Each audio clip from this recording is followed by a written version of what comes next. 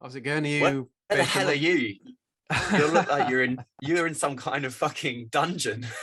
I know, mate, it feels like it. I'm in there. I get relegated to the cellar for this stuff. Yeah. Stay out of the way.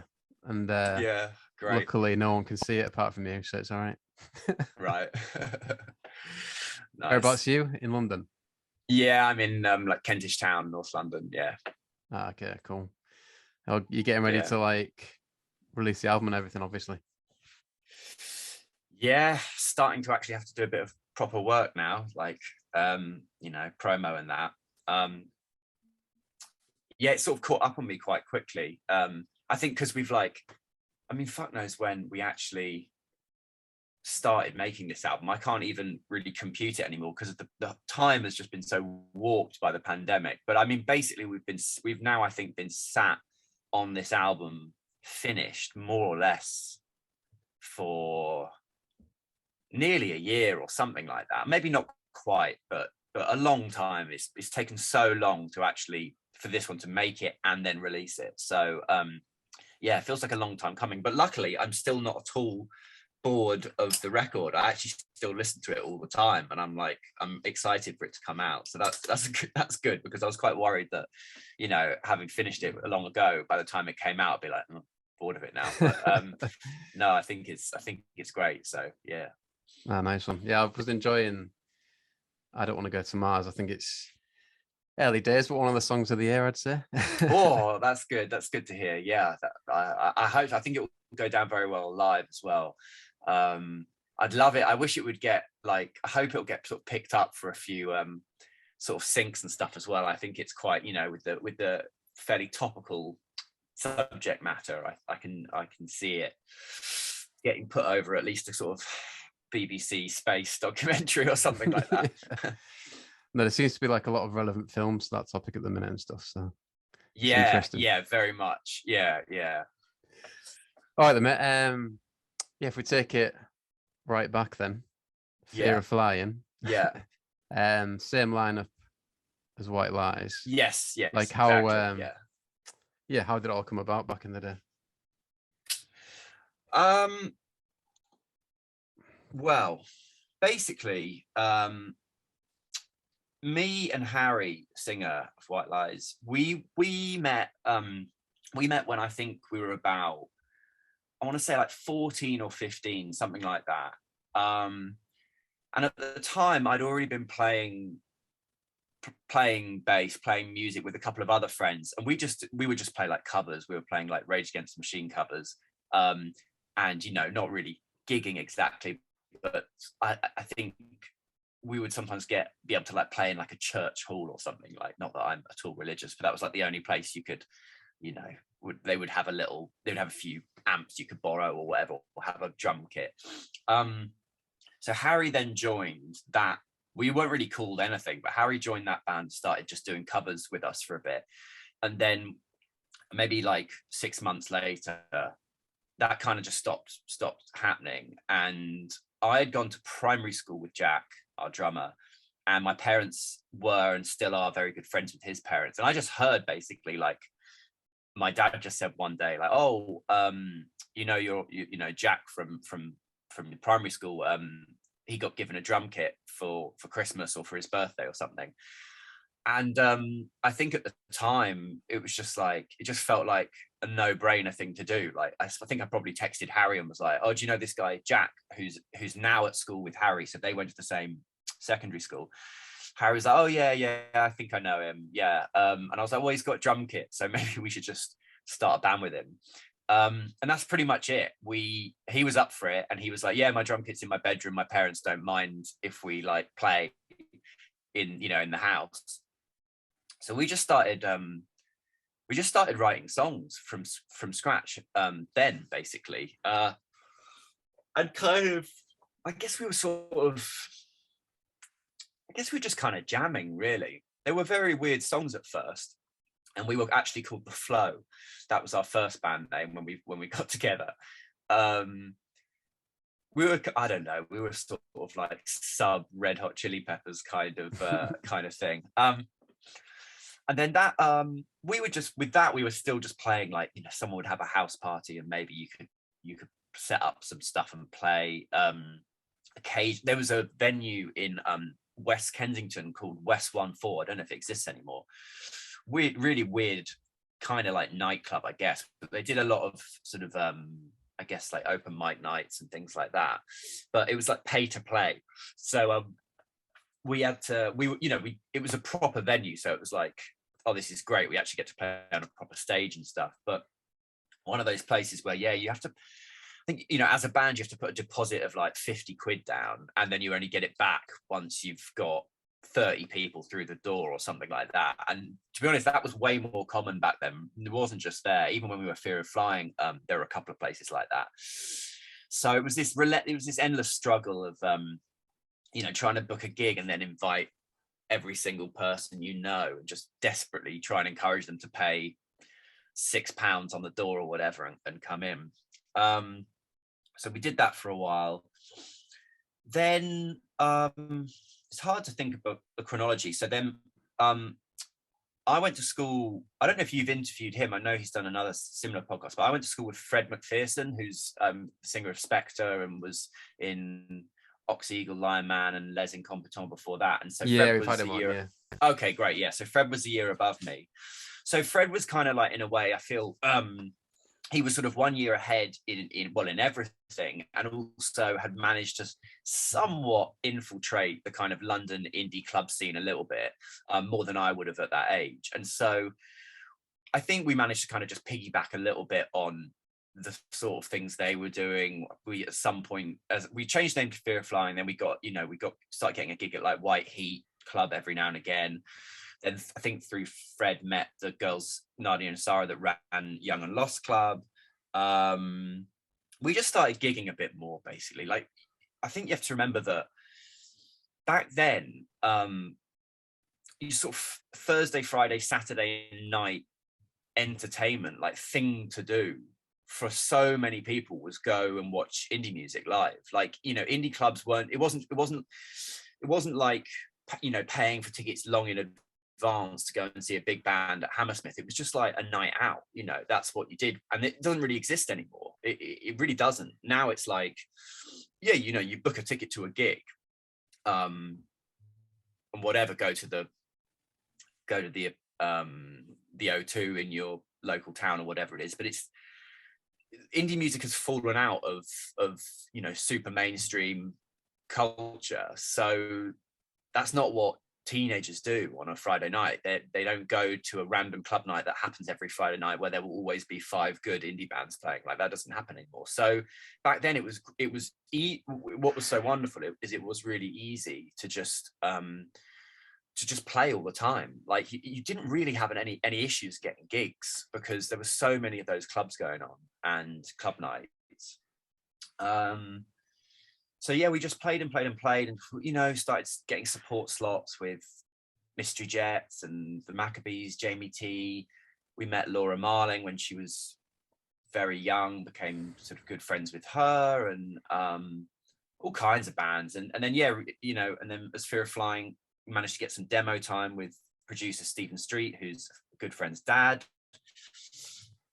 Released a couple of singles on 7-inch, but really, people wouldn't really touch us with a barge pole. Like, we did fine playing these kind of little gigs, supporting people, and we had a few fans, I guess, but really, we couldn't get any like press to write about us, really, or radio play. I mean, Jack and I used to go and stand outside the Capitol building in Leicester Square and text into John Kennedy's radio show on XFM and be like, "Hey John, we're downstairs, we're in a band called Fear of Flying, we got a demo CD for you, or we've got our new single on a burnt CDR, can we send it up and can you play it?" And like a couple of times he did. John Kennedy's just always been amazing, and he is one of the true sort of bastions of young indie music, and continues to be, to do so. We usually still go in and do a sort of album playback as White Lies every time we release an album. So that's kind of how it began. And then bearing in mind at this time we were basically on a gap year after finishing school. I was gonna say, how old were you? Like 17, 18? Yeah, I guess about 18 or something. Yeah. And then we went through all kinds of things, like, you know, even when we were in school, we used to get gigs. We started getting a few gigs around the country, and they would often be on weeknights, and we basically would meet at Victoria Coach Station after school, get on a coach and go to like National Express coach and go to like Exeter or whatever with all our gear, play a show, and then get the overnight coach back to London and go to school the next day. It was pretty hardcore, really. And or sometimes one of our parents might, you know, just give us a lift or take us to Northampton or something like that. Like, but it wasn't really happening for us. But by the end of this first gap year, we all technically had university places, but we were all pretty uninterested in going. And so we took the fairly risky move of just saying, all right, let's just try one more gap year, which is pretty unconventional. And we were like, let's just try one more year. And it was during that year that a lot of things kind of like unraveled. We ended up firing we had two managers who were partners. One of them was Jamie O'Bourne, who's gone on to, you know, start Dirty Hit and manage the 1975 and Wolf Alice and all that. You know, he's been massively successful. He parted ways with the other guy, Alex, kind of without much warning. I think they had some kind of argument. And he kind of left us with Alex. He never was like, please come with me. He just was like, we're not working together anymore, so you need to think about what you want to do. Whereas Alex was like, nothing's changed, we're all good, let's keep going. And that kind of attitude, we were just like, oh, that feels like he wants us more. I don't know, but he was, to be honest, incapable of managing. And we fired him, which was a very difficult thing to do, like the day before we meant to go on a little tour with the Maccabees. And he went to our rehearsal lockup and like stole a bunch of our gear to go and sell on Denmark Street.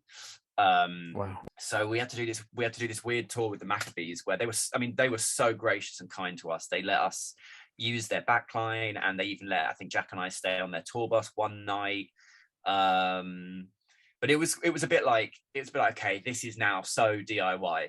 We don't have anyone looking after us, and we're just we were printing our own T-shirts in Harry's mum's art studio, and it was just so DIY. And it was at the very end of that year that I don't know what our attitude was. It was still like, we weren't giving up, but we didn't have any faith that anything was about to like kick off. And we also weren't particularly, still not fussed about going to university. But anyway, Harry and I met up one day in his parents' house. And we just decided to write a song on a keyboard, because we never done that before. We'd always just jammed. And his parents' keyboard had like 3 sounds, like piano, some strings, and an organ. And we were like, oh, let's write a song with the organ. God knows why. And we just wrote our song Unfinished Business really very quickly, actually. We were like, well, that's good. That sounds good. Okay, we'll book one day in the rehearsal room and we'll play it with Jack. So we did that. And then we were like, oh, this is quite good. We should really try and get a demo of it. Let's sort of beg Stephen Street for one last afternoon in his studio. And he wasn't available, but his engineer wasn't, and let us come in and do that demo. And then basically, this was MySpace days. So we said, I met with Jack and I said, look, I think this song is good. I don't think we should just put it out as Fear of Flying, because I feel like, I don't know, we're not going to keep playing all that old material anyway. And also, we were quite calculating about it. We were like, we know how the music industry works. If we put this out as under a new name with no photo and stuff like that, people will think it is an entirely new band and they'll get excited about it. Sure enough, that's exactly what happened. We just did a MySpace with that song and a little picture of a polar bear as the photo, and just came up with White Lies. It was like, yeah, that'll do, good name, fine.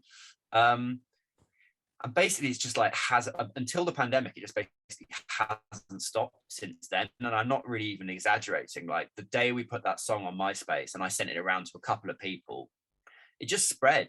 And we were immediately having like A&Rs in our MySpace inbox, and managers and lawyers and all these people suddenly going, who are you? You know, what, I love this song. Like, what else have you got? What are you doing? Blah, blah, blah. we were just very lucky in that the next song we demoed and recorded and put up was a demo of Death. And that was maybe like a month later or like 3 weeks later. So we just suddenly were this kind of unknown band that had, though I say it myself, 2 really, really strong songs as like our first songs on MySpace. And understandably, I think people were getting quite excited. And then, yeah, it just snowballed. Like, we just started meeting people, got our managers who we're with now, and started talking to labels, did more demos, and soon enough we were recording an album, basically. Yes. Yeah, like you said, I read there was a bit of a build up to that first gig. Like, what were those first few gigs like as White Lies? Well, we actually did some secret warm-up gigs because we were so we knew that the first White Lies gig would be full of record industry types, and we were sort of bricking it. So our manager was like, well, I can just book you 2 or 3 shows. We'll use a different band name, so no A&Rs spot it and come and try and see you early. And it would just give you a bit of dress rehearsal. So we did 3 gigs under the name Beethoven, spelled very, very incorrectly. I can't remember. We played, I think we played Cardiff, Leeds, and Brighton. I think that's right. God, that'd be good memory if that is right. Anyway, just I think they were all actually like tiny Club Enemy gigs on like a Wednesday evening or something. Hardly anyone there. But it was great that we did it. So good to just run through the set like that in an empty room and get feedback. And I think it was probably at one of those gigs where where maybe manager said, or we decided like, oh, I think we should all wear like black shirts or something. I think because mainly at the time it was like we had such crap fashion sense anyway. We're like, that's just an easy way of managing what we look like. If we just wear black, it's easy. Don't have to think much. And then we rehearsed for ages as well. We rehearsed in this little tiny room in Park Royal in a sort of trading estate, and we'd rehearse with like the lights off and stuff, so we could sort of play without even looking. And we were only, bearing in mind, it's like 6 songs. We only had 6 songs, so we really put ourselves through it because we even though we were young, because we'd had this experience as Fear of Flying, like we did know how these things kind of go, and like we knew that if we really screwed up the first gig badly, it wouldn't be good. And that first gig at Hoxton Bar and Grill just turned out to be amazing. A total blur. And again, it was like 25 minutes long. That's probably all we could play. So but God, we were scared, but we were very excited too. And it really did go off, without a hitch. It was like we played really well.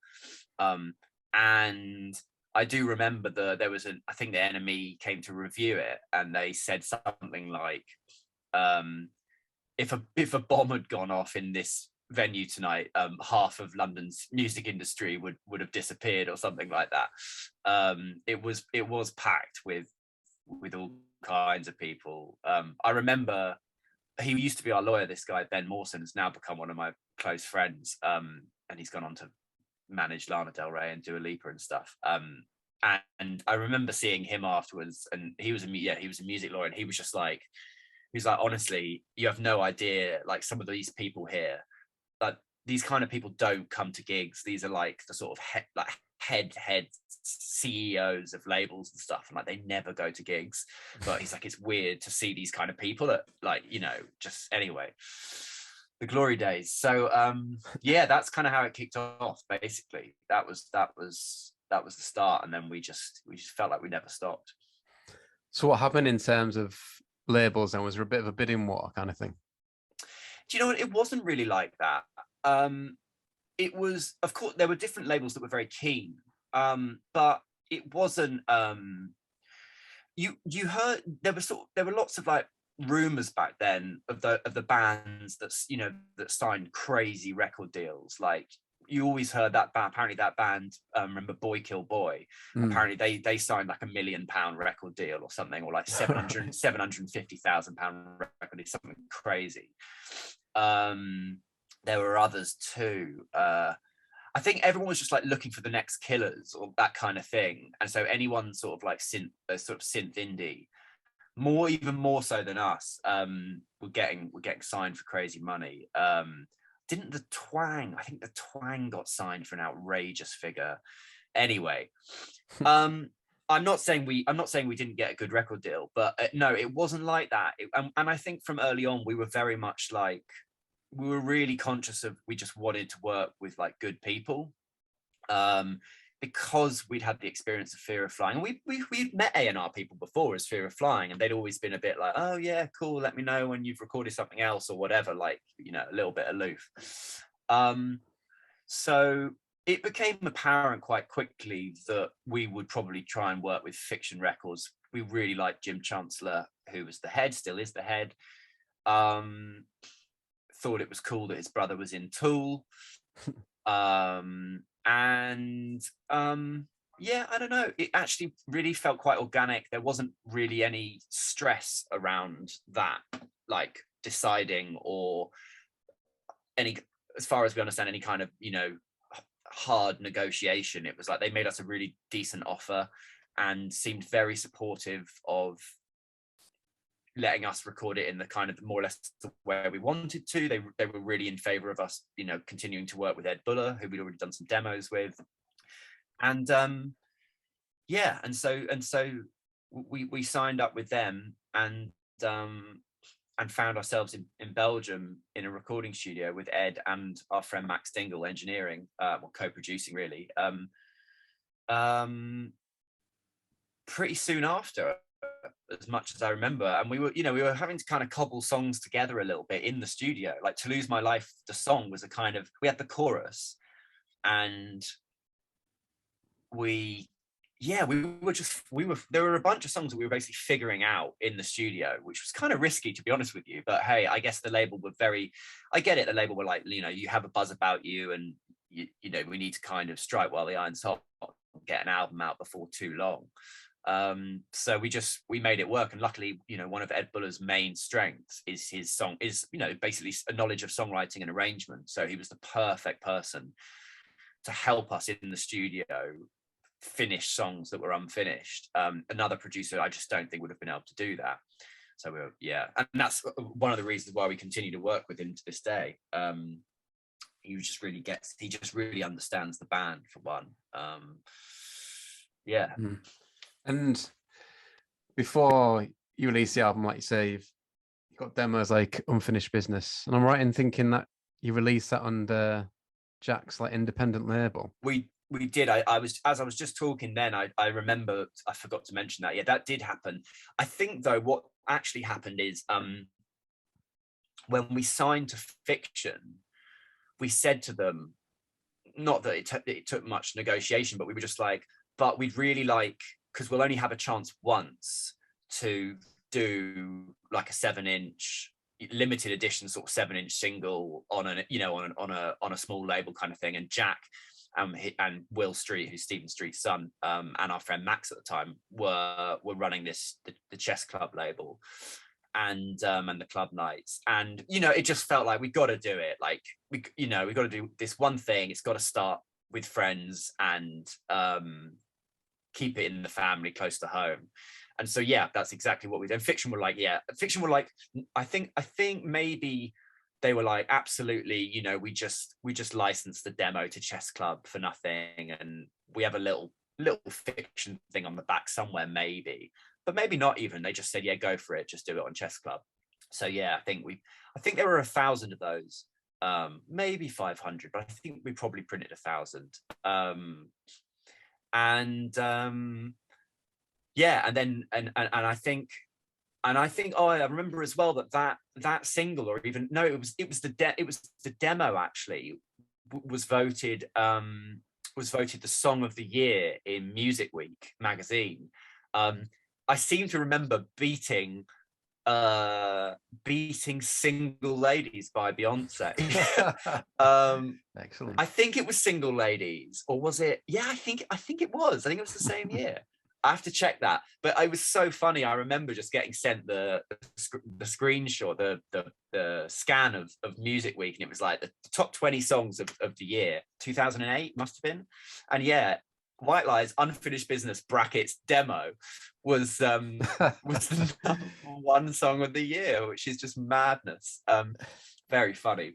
So we put that single out with a B-side, and then we re-recorded Unfinished Business in the studio.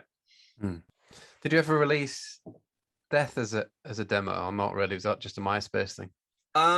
It was a MySpace thing, yeah, but you know, back then people were able to sort of rip stuff off MySpace and whatever, so I'm sure the demo's floating around somewhere, and it's not like radically different to I wonder if I bet it's on YouTube. I haven't, it's funny, I haven't listened to it in so long. It'd be like 15 years or something. It'd be funny to listen to it again.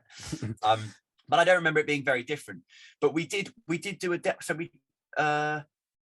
we did the demo with Max Dingle, and then when Ed Buller heard it, basically the first day we worked with Ed Buller was to do, this is all very confusing. First day we worked with Ed Buller was to record what would actually be the B-side to the Unfinished Business single, which was a song called You Still Love Him. And I remember we were in the studio doing that, and all he'd heard was Unfinished Business, and he loved it. And he was like, have you got anything else? And I was like, oh, we've got one more song, this one called Death. We recorded it with a friend, Max. And he was like, oh, let me hear it then.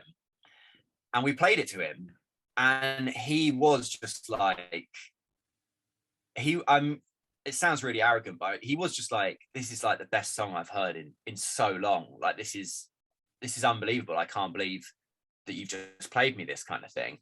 And he was like, I'd really like to do a mix of it for you. Like, do you think Max would let me? You know, I just think it could be a bit sort of more cinematic in the mix. And if you're going to be playing this to labels and whatnot, you know, I think you should do that. So that's, yeah. So Ed then did a mix of it basically, and it was, I remember when he sent it through, and it was the first time I feel like I'd heard a piece of our music sound like a finished record, like really sound like a finished record. And it was very overwhelming actually. And I think that was the time when I was like, you know, this really might go somewhere actually. Like, this sounds really good. And I remember playing it to my brother, younger brother, and him for the first time ever being like, wow, like that's your band, like that's insane, you know. But no, it never got now hang on, I think the Death didn't get released. I don't think it got released. No, maybe it did get released as a single. You're right, actually. Well, no, sorry, I know it got released as a single, but it didn't get released as a limited 7-inch. It was there was a 7-inch of it, which was like pale blue background and 3 red towers, I think, graphic towers. Or maybe it was an E. Oh man, I don't know. I do remember at some point, this was all with Fiction, and I know at some point that Fiction had the idea of releasing something they wanted to call like Summer of Death EP in the summer, I guess, when we were doing our first festivals. I don't know what other songs would have been on that. I wonder if it's on my iTunes. I'm gonna just have a quick look. I'm so bad at keeping like anything. No, I don't have it. Anything to do with us. It's actually really bad. I realized the other day, I was like, I don't even have a copy of our first record on vinyl in my home, either the original vinyl or the reissue, which is a little bit worrying, to be honest. I think what happens is I get given a couple of copies and then I just give them away to people that I think, you know, ought to have them. Like I'm the one that's like, Ed Buller will call up, or producers will call up and be like, oh man, I never got a copy of the vinyl. And I'm just like, oh, okay, I just have mine. So it's kind of bad. I've ended up with like nothing from White Lies in terms of like mementos. But I think my parents have basically collected a lot of stuff. So That's good. I will someday in the very, very distant future inherit my own back catalogue. So yeah. Yeah. Just going back to, that initial period in 2008, and first time I saw you was on Jules Holland. Yeah. Vividly remember seeing you perform Death on that. I mean, that's quite early on for you guys. Was that quite a big deal at the time? Yeah. So actually, we had to come back from the recording studio in Belgium to do that, Jules Holland. I think we'd been in the recording studio for like a week, and then we got offered, I think we got offered Jules Holland while we were there, or maybe just before we left. And so it was a bit like, oh wow, like that's amazing. A little bit annoying that we have to like come back to London for a night and then go back to Belgium and sort of interrupt the album, but whatever, obviously we're going to do it. Pretty sure that is the only time we've been on Jules Holland. Yeah. All right. Sadly, it's kind of weird. I mean, whatever. I think it's that thing where Jules Holland's had the same music booker for the 50 years or whatever, and I guess just we fell out of favor for whatever reason. But yeah, anyway, yeah, that was such a massive deal because we all watched it, religiously, and so did our parents, and so I think that was probably one of the even though we'd signed a record deal and stuff, that was probably one of the first things for our parents where they were like, okay, like this is real, this is actually happening, my son is on Jules Holland. And man, we were so nervous because I tell you what, it was the first series and possibly even the first or second episode of that series where they started recording it live. It'd never been live before. It was always that you went in on a whenever Tuesday and pre-recorded it. You recorded it as live, but if you really screwed up, you could do another take, but they tried to do it as live, so it wasn't like you were there all day doing multiple takes. But anyway, the fact is it wasn't live, so you didn't feel too bad, and when we were there, you had to record 2 songs that would go out on the long Friday show, and that wasn't live. So you did that first. Everyone did that first, pre-record. And then when it got to whatever, 8 o'clock, 9 o'clock, you set up again and you do this quick run through where they'd be like, this is the order and this is what Jules is going to say. And as soon as he says your name, you start playing and, we're live. So I do remember that playing, I think it was Unfinished Business was the song that we actually were asked to play live on the shorter Tuesday show. And yeah, I remember absolutely bricking it. It was one of those things where when we finished the song, like the sigh of relief was just like, oh my God, I can't believe we got through, like we didn't screw it up. We got through it. There were no mistakes. And it was just euphoric relief. And then we went back to Belgium. What other bands were playing that night? 'Cause it must be, like you say, like intimidating for that it was dynamic. Yeah, the only other ones I remember was Jimmy Cliff. He was basically just singing Many Rivers to Cross. He just did. He was one of those guests where they sort of do a long interview with him, and then he'll just do one song with the piano kind of thing. It wasn't like he was there promoting a new record or anything. Martha Wainwright was there, I believe, playing a song. And do you know what?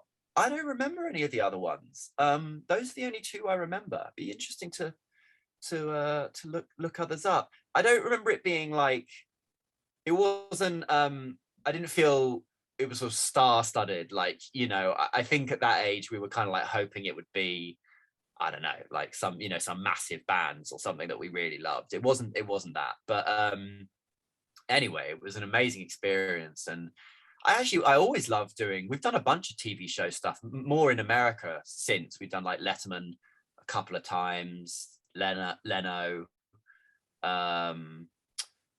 never Fallon, but some of the other ones as well. I don't know, it's good fun. Like, we're like kids of the 90s, grew up watching TV, watching like MTV and watching those kind of shows. So it was like that.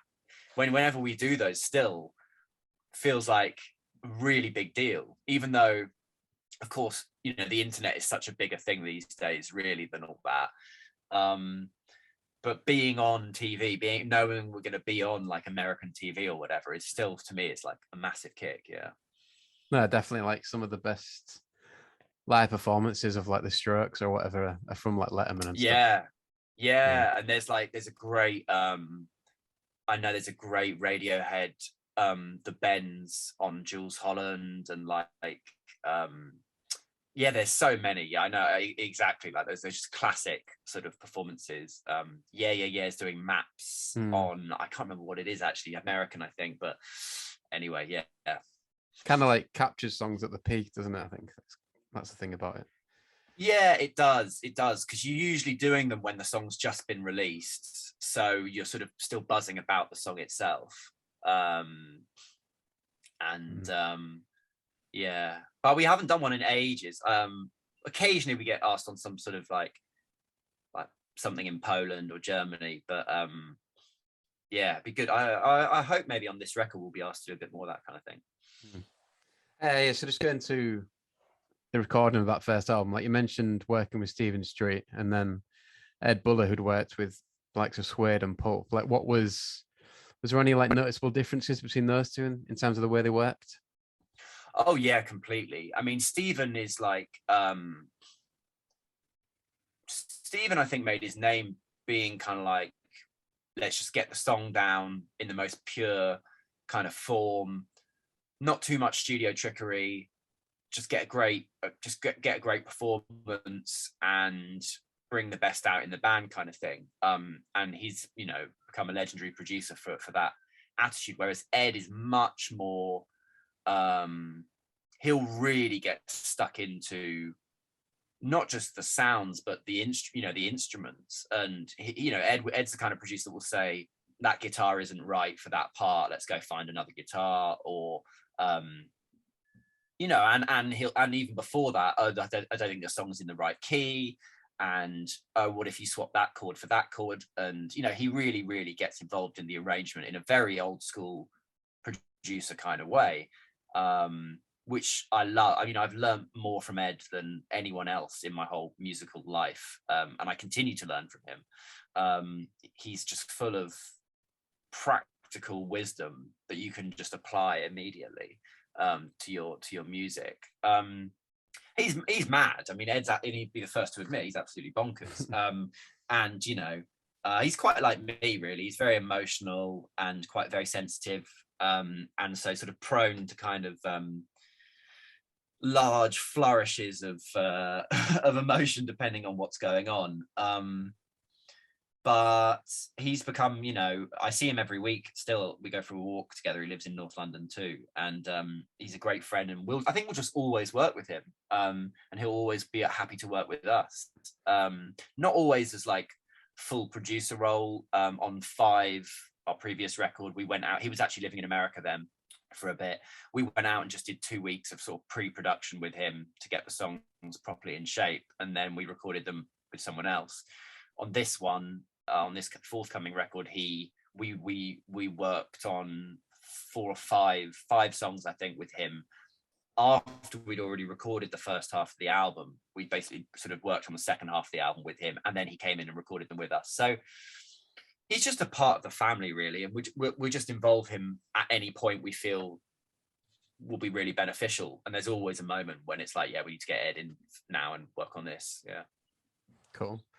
And I saw at one point you were on the Enemy New Noise tour. But how big an impact does that have, or had you already kind of established your reputation at that point, kind of thing? No, those were a big deal, I think. I mean, obviously only in the UK. No, they were important, and that was our first taste of like getting back into what felt like a bit of a scene. There had been that when we were Fear of Flying, with sort of the smaller bands, really, really small indie bands, and then being on a tour with like Crystal Castles and I forget, because we did 2 of them. We did the New Noise one and the other one. I think the New Noise one was Crystal Castle. Yeah, it was Crystal Castles, and then this band called Team Water Polo. And and who would have been head? Maybe it was Friendly Fires again. We've definitely toured a lot with Friendly Fires back in the day. I think it was them. Anyway, but it was good. You know, it was good fun. I mean, the New Noise tour was like small indie venues around the UK. But I have to say, at that time, the best thing that ever happened to us, the best thing that we did, is we just were immediately playing in Europe, like just as much as we were playing in the UK.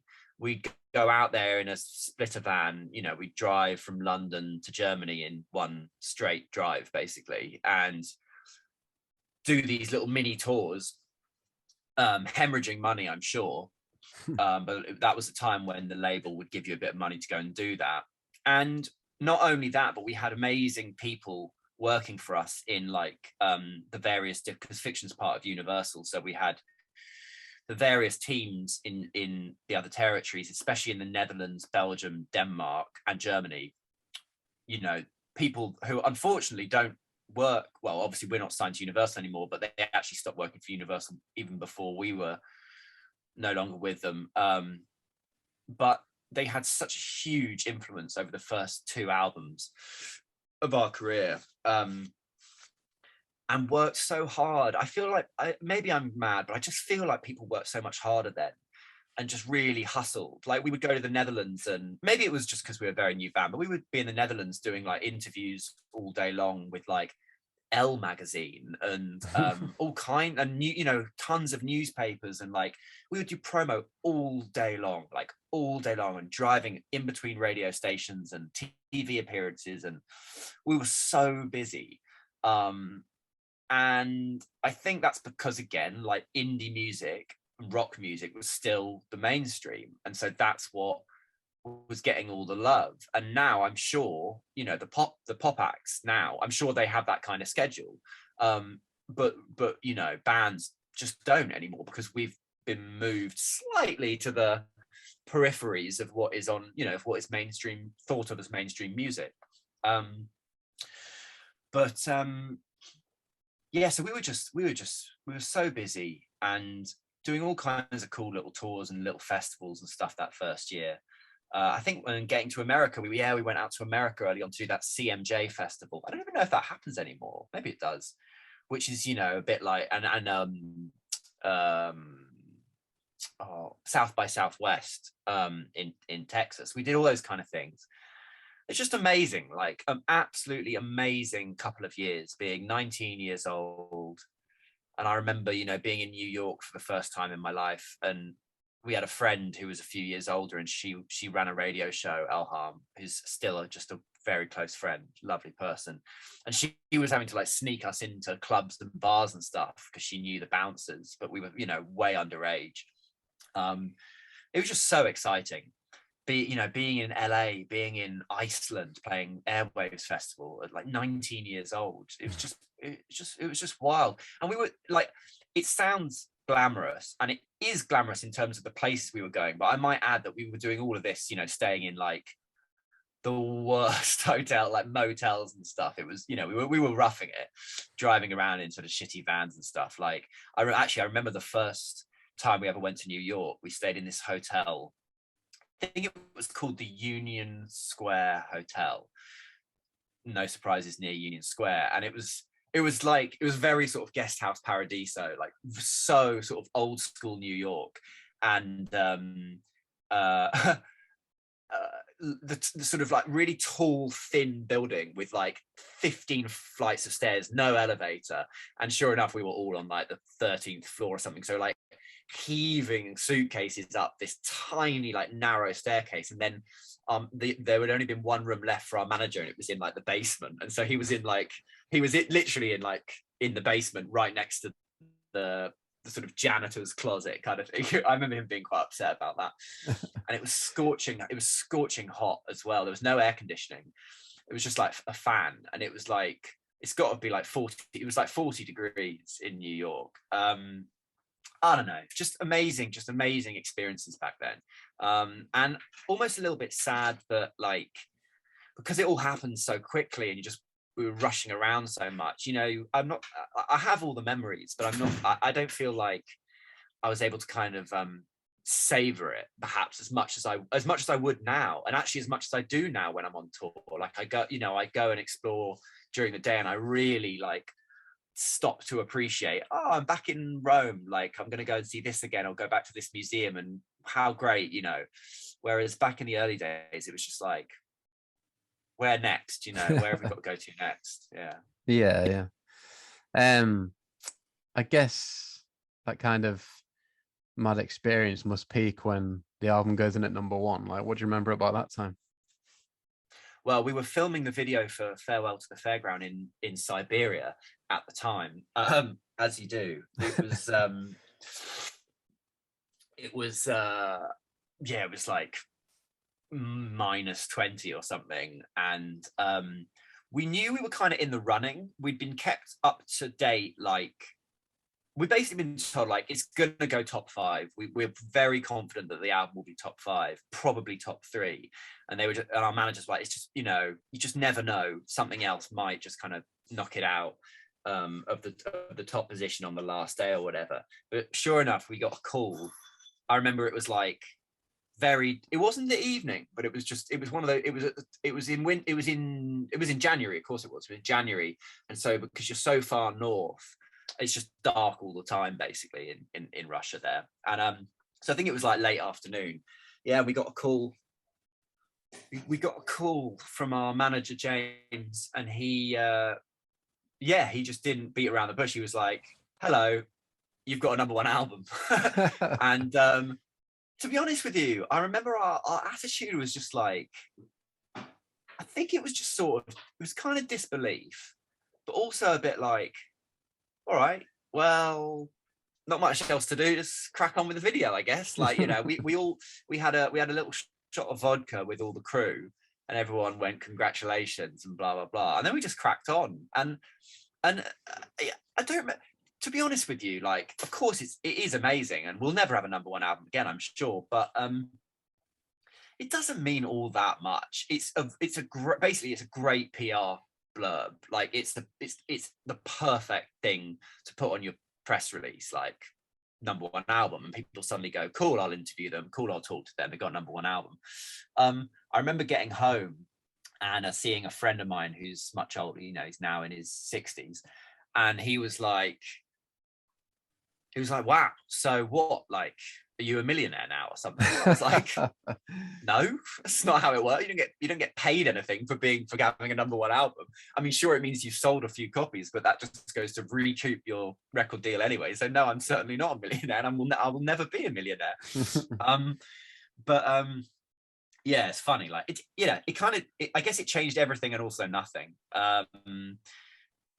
In some ways, like the only annoying thing is obviously it's almost impossible to beat. Like, well, it is impossible to beat, but it's almost impossible to match as well. So it did put too much pressure, I'm sure, on the second record and every record since.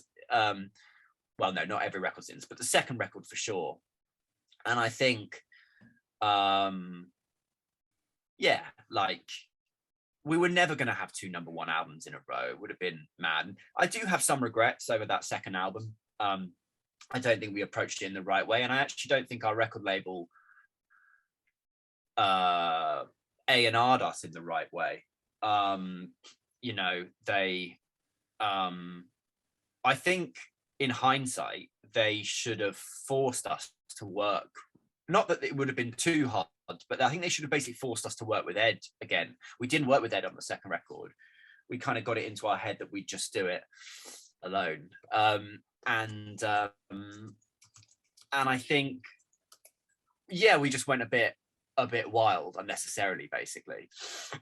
In terms of production? And just kind of like not caring enough about the songs as we should have. I don't know. I think we maybe just got a little bit big for our boots, thinking, we know how to do this now. We know how to make an album. I mean, hey, our fans love that second album. At least a lot of them do. Some of them, it's their favorite album, but it's not ours. And I do think that we had Bigger Than Us on it, you know, that was the saving grace, like that, you know, which is still one of our, if not our most popular song. If we hadn't have had that, we would have been screwed. But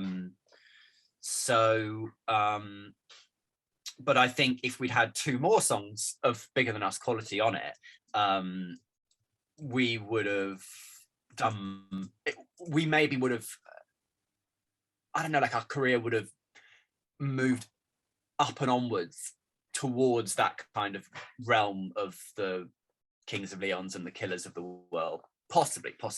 But I have absolutely no regrets, because where we are now is actually, it's just really pretty ideal. I know I'm skipping ahead here, but over the 13 years or whatever it's been, we've basically been able to just gradually grow our band and our fan base and our reach without any support from charts, radio, or that much media and press. Like, I can't remember the last time, you know, the Guardian wrote about us in the UK.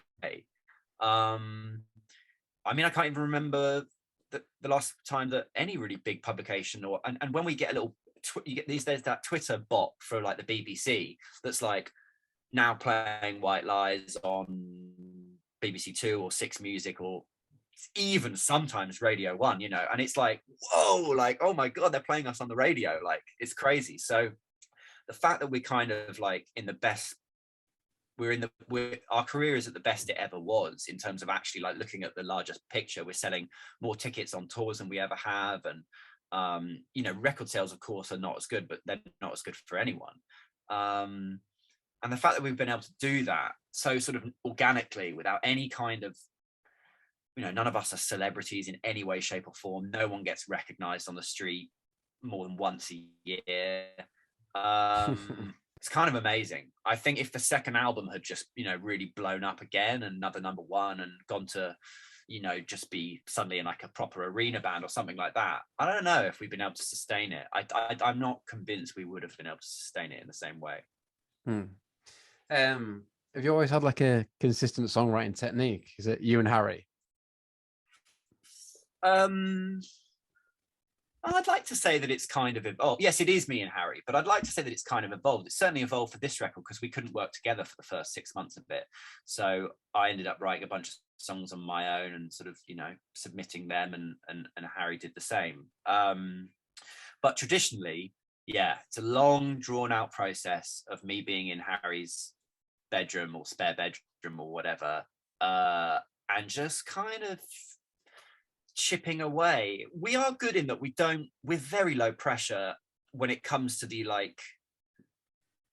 when it comes to sort of the day-to-day of it.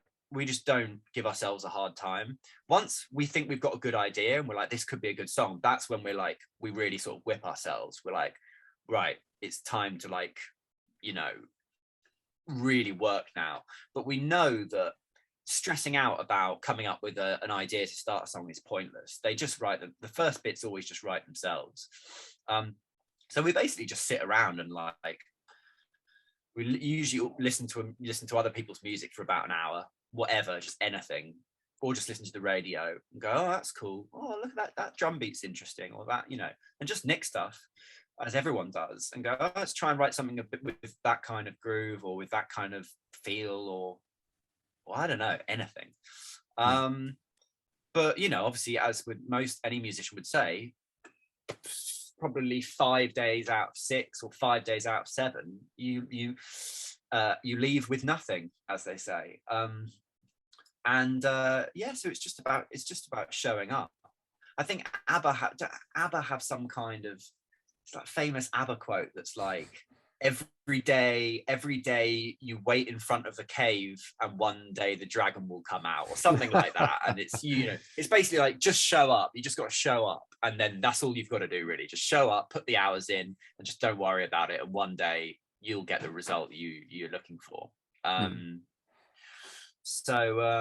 But yeah, you know, it's been shaken up on this album. We had to write the first half separately, the second half we've got together again with Ed Buller. But that's why this new one definitely will sound different, and the songwriting is different, because on my own, I write very, very different songs to the songs Harry and I would write together, as to be expected, I guess. So, but I think it's a really good thing. It was difficult. It was a very difficult process, quite tense a lot of the time, just because of a lot of things. But I had this feeling while we were doing it that because it was such a struggle, I was like, I know this will be a really good album because we're struggling with it. And usually when you're struggling, you're putting more sort of passion into it. And it ends up being something quite unique. I remember, I'm absolutely name dropping here, but I do remember we went on tour with Kings of Leon in America, and it was when they just released the Only by the Night record, the one with Sex on Fire. So they had just kind of become super mainstream. But we in the band had absolutely loved their third album because of the times. I still love it. I think it's a very just unique record that really, it doesn't even need to be thought of as a Kings of Leon record. It doesn't, I don't know, it's just a great record. And I remember saying to Caleb in a bar we were in Nashville, I think, and we were in a bar having a few drinks, and it was near the end of the tour, and we hadn't been particularly fanboyish with them. They've been so hospitable and lovely to us, but anyway, I just said, like, listen, I just got to say that, like, me and the band, your last record, because of the times, was like a really, really important record for us, and we just absolutely loved it. We still love it, and it really, like, we were just, very inspired by it. And he basically said, well, we'll never ever make an album like that again. And I was like, why? And he was just like, well, we'd just been touring for like 3 years straight. We hated each other. We got me and I think it's him and the drummer, maybe. It was like, I got into a massive fight in which I'd broken my arm. And my arm was in a sling, and I was basically told I couldn't play guitar for like 6 months or something. I was on all kinds of like, morphine for the pain. And he said, I wrote most of the songs in that condition with a broken wrist, like barely able to play the guitar, on my own, I don't even know if it was at home or like he'd rented a little farm or something somewhere. I think it was in the middle of nowhere. And he was like, I was kind of out of my head, pretty bummed out, and just a bit of a mess. And he was like, but it is obviously, everyone knows that out of those kind of extreme circumstances, that's when really interesting work happens. But he was true to his word, and they haven't written an album like that again. They went a very different direction after that. And I just remember that, and I was reminded of it when we were working on this one, in the tough times, in the times of sort of arguments or tension between us, or stress just getting it done, how long it was taking. And I remember him saying that and being like, let's hope that's the same case for this. That's interesting.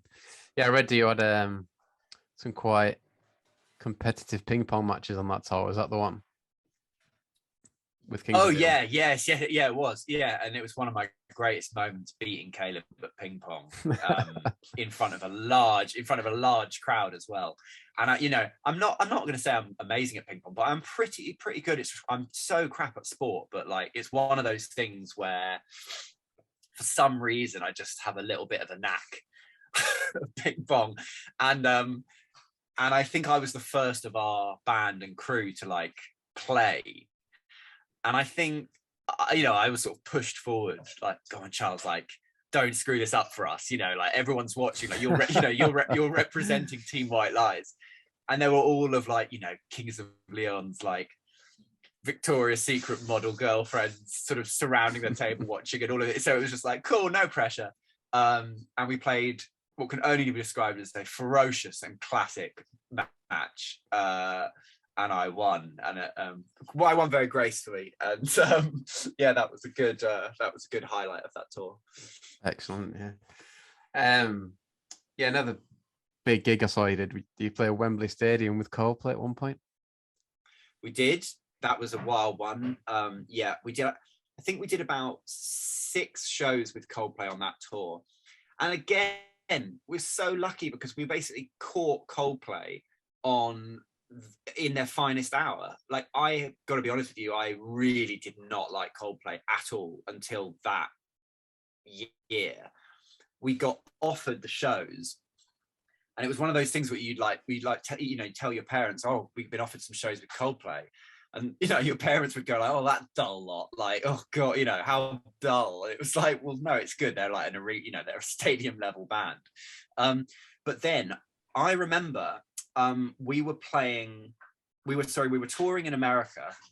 We'd found out that we had been offered these shows, and we were touring in America, and we were in Seattle, and we were doing an in-store signing. Don't think we were performing. I think it was just an in-store signing in this little record shop. I wish my memory was good enough to just remember all these things. But what was it called? Seattle. There's a very famous record shop there. I think it might be called Black Cat, but no, that doesn't sound right. Anyway, whatever. And they had it was a very cool record shop, like, very cool, very indie. And they, on the rack of like recommended albums, from the staff recommended albums, one of them was the Coldplay record, which I like to call Living La Vida Loca, Viva La Vida. And the blurb next to it from whoever in the staff was writing it, it basically said something like, no ... seriously, I know what you're thinking, but honestly, just try it, kind of thing. And that's basically like the opinion that I then went on to like evangelize to other people. I didn't buy it then, but I bought it later and listened to it, and I was like, wow, this is an amazing record. I think it's the first one they basically did properly with Brian Eno, and I was like, wow, this is a really, really good album. And it does not sound like Coldplay, other than, of course, Chris's voice is always going to be like that. So we got to see them on that tour where they basically played 80% of that album, and it was a joy. The first show we did with them was in Helsinki, in a sort of outdoor park, not a park, well, kind of a park, a sort of I don't know, in a sort of a square of some kind. But we played with them there, and our dressing room was just in like I think it was like they basically just hired an office building that overlooked the park. It felt like an office building, just overlooked the park, like right overlooked the stage. And we watched most of Coldplay's show actually from there that evening. It's the first one. And they have this song on that album called Lovers in Japan. It's a really lovely song. And on that song, in the set, they did this huge explosion of confetti, like multicolored sort of pink and red confetti. I mean, huge explosion. And it all came right up, and it all started floating in through the window that we were watching, or the windows that we were watching from. We're sort of catching Coldplay confetti, from our dressing room. And it was just an amazing experience and moment. And then a few days later, it wasn't like a consistent tour. It was like we'd fly out to Helsinki, fly home, and then they wanted us to go do this one somewhere else in Europe, and we'd fly home. But I remember my ex-girlfriend had just called me up and broke up with me, basically, like in between some of those shows. So I was quite sort of, it was my first girlfriend, so I was sort of, teenage heartbreak. And the next show we played with Coldplay was in Italy, I think, in a place called, it was either in Ferrara or a place called Udine. Anyway, in an outdoor stadium type thing. And I just remember like watching the whole show and them playing Fix You, and me just sort of really welling up, like very emotional. I mean, one can't help but get a little bit emotional with that song on the best of days. But so yeah, like, and then the Wembley show was the last one, and the lineup was insane. It was us opening, then Girls Aloud, then Jay-Z, then Coldplay. Wow, yeah. And it was 2 nights. We did 2 nights there, the same lineup. We did 2 nights, but the first night, or evening, I should say, we had been double booked for a little festival in Brighton. They really wanted us there in Brighton, and our tour manager was like, I've looked into it, and there is no possible way of getting off stage in Wembley and getting to Brighton by car in enough time to set up and do the show. However, if we were to take a helicopter, we could do it. And a helicopter costs £5,000 or something, and you're getting paid well enough for the show in Brighton that, you know, you can do it. And so in the most rock and roll moment of our entire career, we left Wembley Stadium and met a helicopter that had just landed in a public park across the road. And with all these like people walking their dogs looking, going, oh, what the hell's going on here? Like, who's this? What celebrity's about to get in or out of this helicopter? And then they sort of see us, like, who the hell is that? Like a bunch of like scrawny little kids in black shirts, like, you know. And it was amazing. I mean, I've been in helicopters now twice in my life. Both were in white lies situations, but the second time was just, it wasn't like a necessity. We were playing a show in Norway. It was actually like a festival in Norway that was sponsored by a helicopter company. And so like part of the thing was like, they give you a little helicopter ride around the fjords. It was beautiful. But like after those two, I'm just like, I'm done. You know, the statistics of helicopters crashing and all that kind of thing is like to the point where 2 is absolutely enough for me. Like, I don't need to do it again. But yeah, man, you can get from like London to Brighton in like, it's something ridiculous, like 18 minutes or 20 minutes or something. It's so fast. Wow. Yeah, but yeah, you know, again, it's just one of those things where early on, you know, speaking to like old school friends or family, so, oh, what are you up to this weekend? It's like, oh yeah, we're doing a gig in Wembley with Girls Aloud and Coldplay, and we've got to get a helicopter to Brighton. I'm just like, what the fuck? Like, Yes. it's just stupid. Our career and our life is not like that at all anymore. It's much more sort of settled now. But what was it like walking out of Wembley as well? Like, what was that kind of feeling like? Pretty badass, yeah. I mean, big. But you know what? There is this sort of distortion of sense of, you know, people that I guess because of how those larger venues are set out, it doesn't always look as big from the stage as it would look, of course, from an aerial view or even from one of the seats at the back or something. So but I mean, yeah, I'm not going to be around the bush. It's massive, and it was, and also you get these acoustics because of the way the tiered seating is. You do hear the crowd in a way that you wouldn't at like an outdoor festival. Because I think at that point that we did the Coldplay stuff, in fact, I'm sure we'd already done some very big festivals, like as in played on the main stage in the afternoon at like Werchter in Belgium. It's gigantic.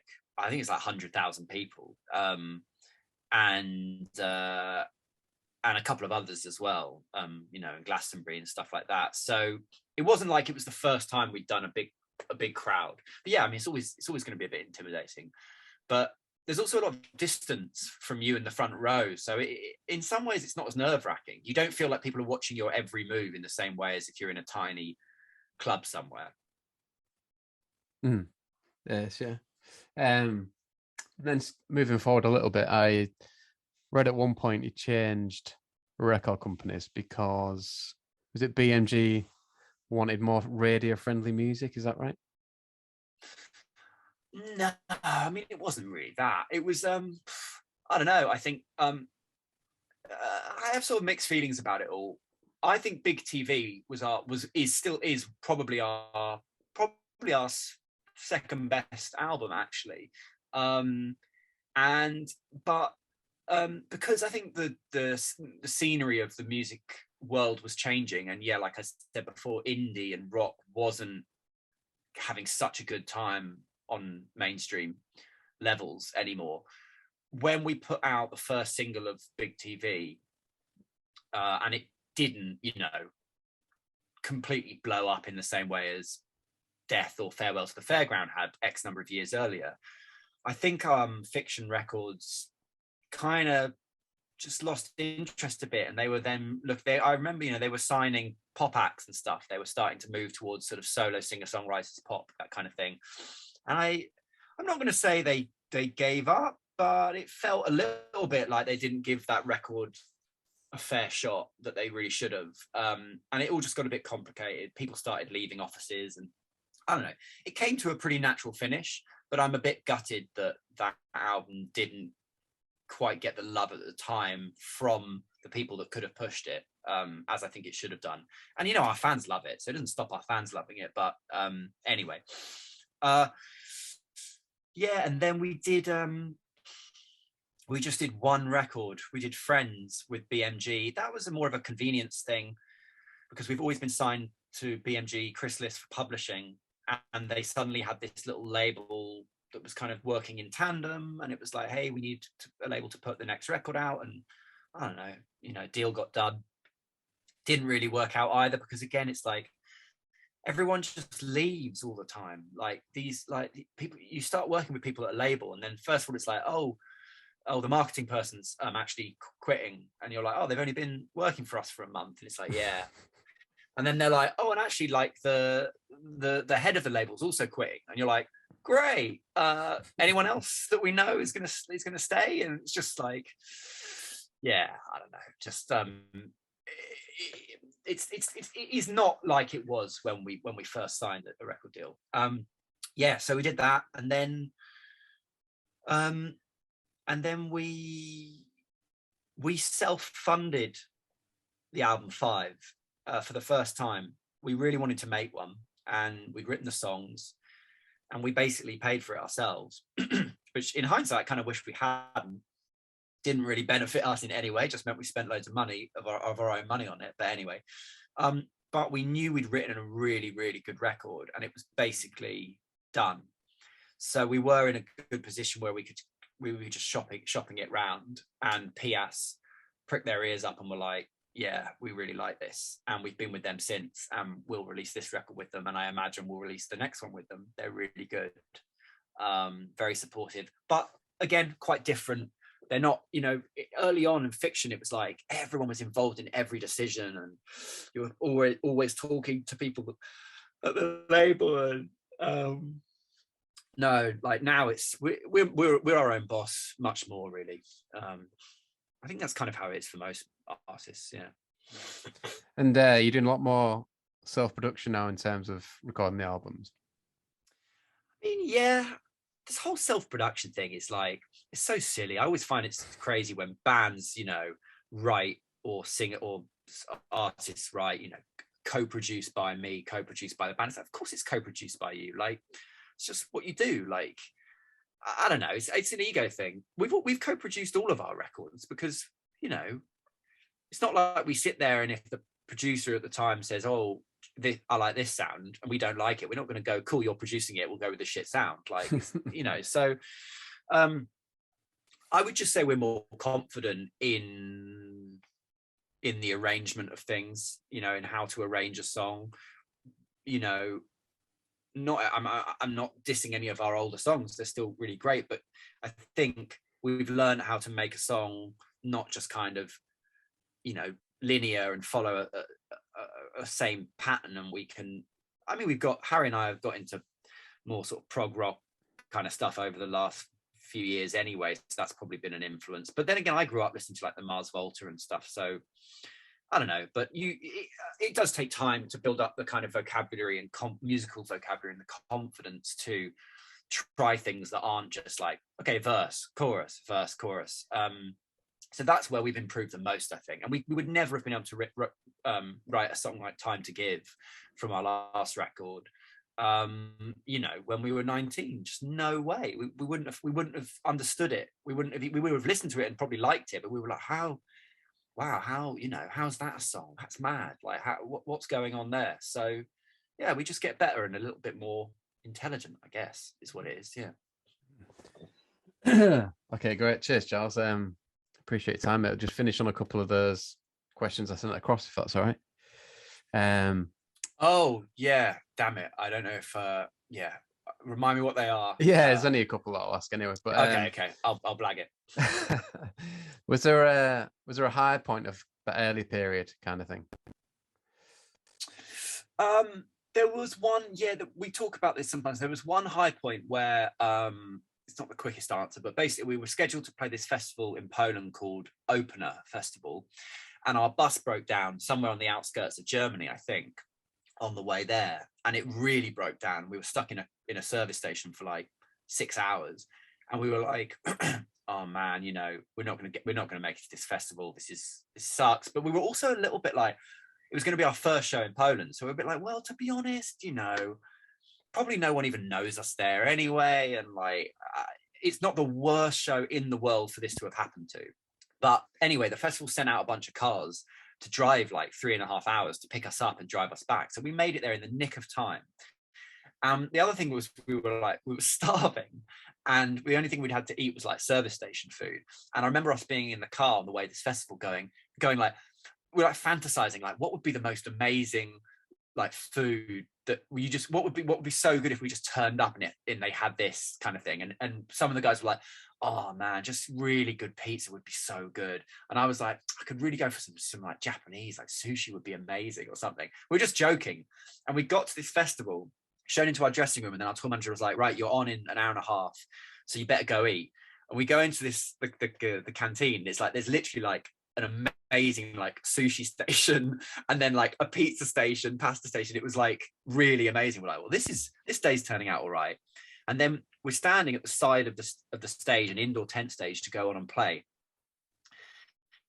And the lights went down, and I remember being like physically like stunned and quite almost like terrified by the sound of the audience like cheering for us to, and I couldn't comprehend it. I was like, this must be something wrong here. Like, are we hearing another crowd for another band? Like, how can this be for us? Like, we've never been to Poland before. We have no idea if anyone even really knows us in Poland. And we walked up on stage, and it was just this absolutely like gigantic packed tent, just packed, thousands of people in Poland, and singing along to every single word of every song. And it was just such a slap in the face, because just no one had been expecting it. And the fact that we'd had this really long day playing Frisbee in a service station car park, thinking we wouldn't even make the gig, it was just like the whole day just got flipped, and it was amazing, really amazing. Excellent. And then we always try and get a funny story about the Gallagher brothers. I'll start that question again. We always try and get like maybe a funny story about the Gallagher brothers, or maybe a big name from that time. But obviously, you've given us some good stories already, but if you've got anyone about them. I don't think we've actually ever really, we've never really come into contact with them, to be honest with you. I think we were once like offered some pretty green anoraks and it didn't work out. I can't remember what they wanted us to do. We were like, I can't be bothered. But that's about it with the Gallagher brothers. I'm trying to think of any stories. The only story I've got is which I think is worth telling, is like, bearing in mind, of course, that we toured with her a lot in the very early days. Quite recently, Florence of Florence and the Machine hid behind a pillar to avoid talking to us. And it gets better. We were playing a private, this is the only time we've ever played a private show, so I don't think this is what we do often, but randomly we were playing a private show in the British Virgin Islands, and we were on our way home, and the whole party that we'd play was very mysterious. No one would tell us really like who else was playing or that kind of thing, until the last minute we found out Florence was going to play on the third day of the party. It's only for like 80 people. Anyway, we're on our way home, or at least we're sat in this like beachside shack drinking Coronas, waiting for our flight. You just walk to the tiny airport, like across the tarmac. And I was like, oh, I bet we'll see Florence's lot turn up. And there was and sure enough, we saw this, like, because you have to get a boat from there to the place, the island or whatever where we were staying. And sure enough, this car shows up, and we see Florence and her like PA, I guess, get out, and they're kind of just stood, and someone's clearly saying to them, you know, the boat will be here in like 1 minute or whatever. And this bar was like, it's like the middle of nowhere. Like there's no one around. It's just me and the band and a couple of our crew sat, and there's no one even else in this bar. It's like a tiki shack, and we're probably only about 20 meters away. And I just waved and was like, all right, Florence. And she did, you know, there's that like Homer Simpson meme where he like walks backwards into the bush. Like she literally did that and like hid behind a pillar. And do you know what? We had been joking before because we're so self-deprecating. We'd been like, she'll probably just like blank us anyway. Like she probably won't even bother, you know. And we were like joking about that. And she literally did that. And then and then she got on her boat and went. And then like half an hour later, the rest of her band, who are clearly on a, you know, not on a private jet or whatever she'd flown on, they show up. And I wave, and they're like, "Way!" Like they come and see us. And I'm like, "Oh my god, what the hell are you doing here?" And all this kind of thing. And we just had a beer with them and had a chat. And me and the harp player Tom were texting each other. And I was like, "You're going to like this resort when you get there. I mean, it's amazing." And I texted Tom a bit later. I was like, anyway, we were on our way. We were in transit in somewhere in America by that point. I was like, have a good time. I hope the party's good for you guys. They were a nice crowd for us. But yes, just thought I should say that, you know, Florence hid behind a pillar when we tried to say hello to her, and he was like, "Oh God, you know, I hope she's not in one of her moods then," or something like that.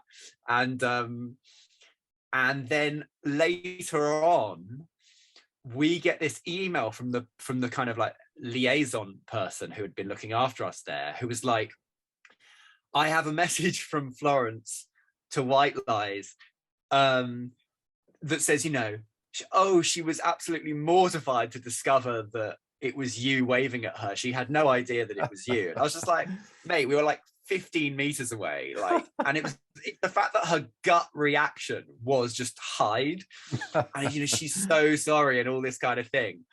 And I was just like, you know, and then actually Tom, the harp player, texted me later and was like, "You know, I do actually think Florence feels quite bad about that." And I was like, well, the damage is done, and I'm definitely at some point going to be talking about that in an interview. So here we are right now. And, you know, these people got to learn their lessons. If like, just be nice to everyone. And if it had been a table of fans, who cares? It's like 5 people in the middle of nowhere. Just go and say hello. Take a fucking photo. Like, don't hide behind a pillar. So there we go. That's my celeb story. Excellent. Yeah, because I read that you performed live there at one point. We did. She sung Unfinished Business with us for like 5 nights in a row at Brixton, and like all this, you know. So funny, but hey, you know, big time now. So very funny. Yeah, that's funny. Oh, brilliant, Charles. That's a good finishing point, that. Cheers, man. All right. Nice one.